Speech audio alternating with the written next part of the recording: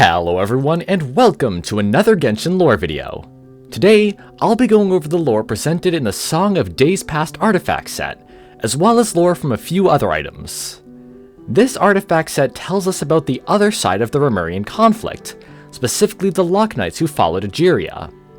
Also, this video does contain spoilers for the quests listed on screen now, so if you haven't done those, you have been warned.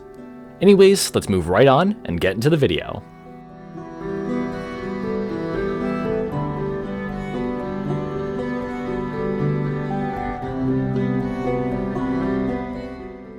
As I've gone over before, the Primordial One came to Teyvat long ago, eventually defeating the 7 dragon sovereigns that ruled the land and creating their 4 shining shades. After the Dragon of Water was removed from its position as the heart of the Primordial Sea, the Shade of Life created a new heart, Egeria. Egeria would eventually shed the first tear, which would give rise to the first Oceanid. Time would pass and many more Oceanids would be born. Egeria would then task the Oceanids to disperse around Teyvat as spies, though she just hoped to connect everyone in the world the way water is connected. As the Oceanids traveled, they saw human life on land and eventually became envious of them. Many of them returned to Egeria and asked her to make them humans as well. Not wanting to refuse her followers, she took water from the Primordial Sea and inserted it into the blood vessels of the Oceanids.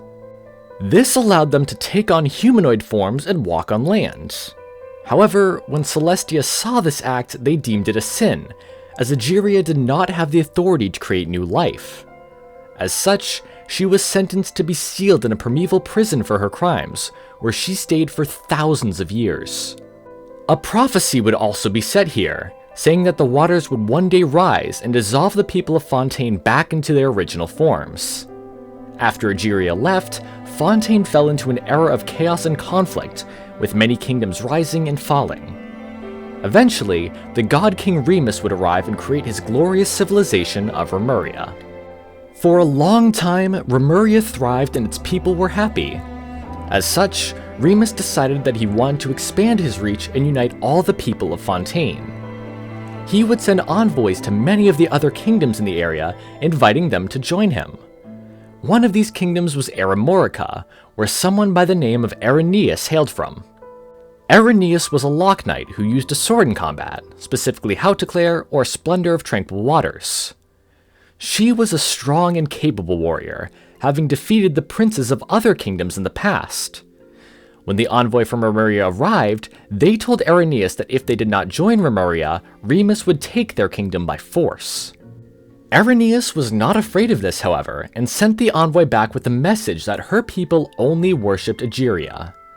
She also said that she would lead Egeria's army to destroy both the White Dragon and the Grand City to drive invaders from the lands, referencing the Bishops and Remuria. The envoy tried once more to convince them, saying that Remus just wanted to save everyone from the upcoming prophecy. The Lochknights held up their beliefs though, and refused to join. After the envoy left, Irenaeus would work to unite the people who rebelled against Remuria and who followed Egeria. Soon though, Remus's army would arrive at Remurian and destroy the kingdom. Most of the people were either killed or enslaved, but Irenaeus and Cassiodor both managed to escape. Cassiodor would eventually defect to Remuria and become a Harmost, but Irenaeus still held strong in her beliefs. She would work to guard the waters not yet seized by Remuria, and also planned to find a better way to resist Remus and his empire.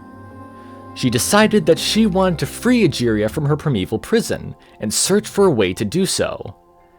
She searched for an object known as the Pure Grail, which she believed could free Egeria, but she never found it. Around this time though, the Dragon King Scylla would also lead a rebellion against Remuria. Currently, we don't know if the two work together in any way, but I think it's unlikely. After all, Irenaeus had slain dragons in the past and wanted them out of Fontaine, so I doubt they collaborated here. Anyways, Scylla's resistance would be much more direct, as he led an army of bishops and barbarian tribes to invade Remuria. These groups were initially hunted down by the armies of Remuria, so they were eager to fight back. In the end, Remuria would collapse, falling into the abyss below. With Remus and his kingdom of Remuria gone, no one was left to rule Fontaine. For a brief time, the era of chaos and conflict returned.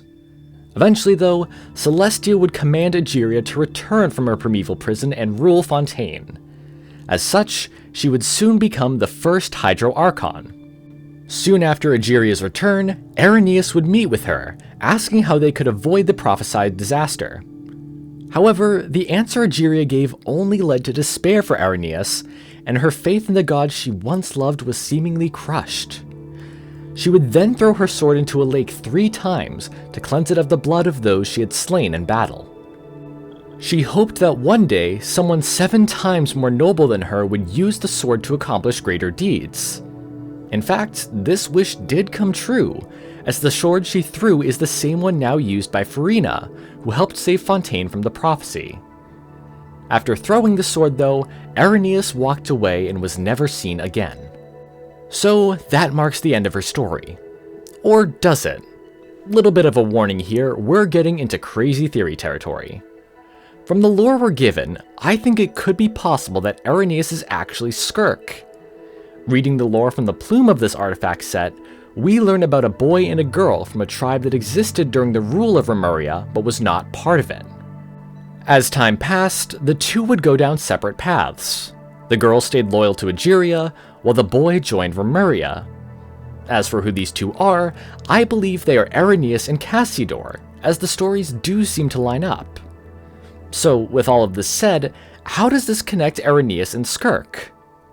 Well, the description also mentions that the boy adorned the girl's ear with a butterfly's wing, which is likely similar to the appearance of the plume. And you know who else has a hairpiece that resembles a butterfly's wing? Skirk. The hairpiece and the plume also share quite a few similarities. The first set of feathers on both is blue, the second set is purplish, and there are 2 dangling jewels on the bottom. Outside of this plume, Skirk told us that she also uses a sword, which is the same weapon that Irenaeus used. However, when talking about appearances, Irenaeus was described as having sea-colored eyes. Skirk's eyes are pink, so they couldn't match the blue or green that is usually associated with the color of the sea. However, we also have to consider the Primordial Sea, which does have hints of pink in its waters. So, the sea-colored description of the eyes could have been a reference to the pink in the Primordial Sea, which would match Skirk. So, after losing her faith in Egeria, Irenaeus could have traveled down into the Abyss, where she eventually met her master Sir Delogi and took on the name Skirk. Again, I know this is all a bit of a crazy theory, but it's still fun to think about.